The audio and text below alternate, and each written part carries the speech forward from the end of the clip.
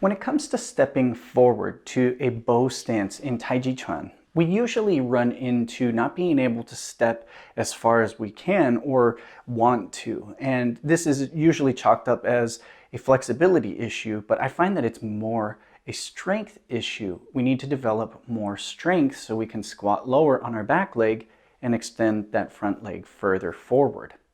Now, I have covered leg exercises that work specifically for this in my 8 important exercises for Tai Chi Chuan.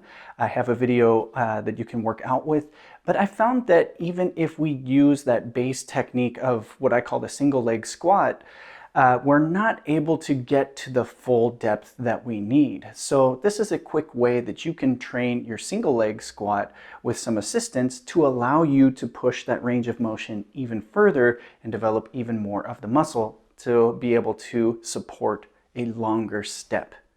Let's get to work.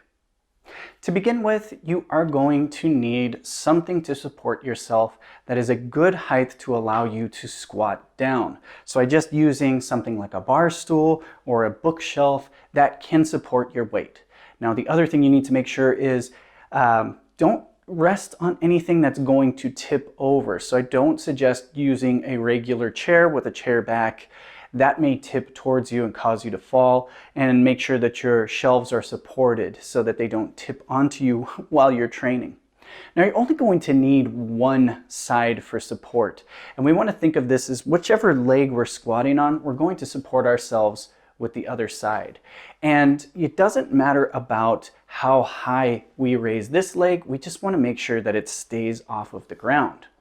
Now from here, I'm not going to just simply squat as far as I could without support. I want to be able to squat lower. So I'm going to support a much deeper squat. Now, as you do this, keep in mind your toes and your knees need to point in the same direction. If your toes are pointing one way and your knee starts twisting and pointing in another direction, you're going to be creating a lot of rotational force on the knee, and that's too much stress and pressure. So while we work on this, make sure pivot those toes out to the 45.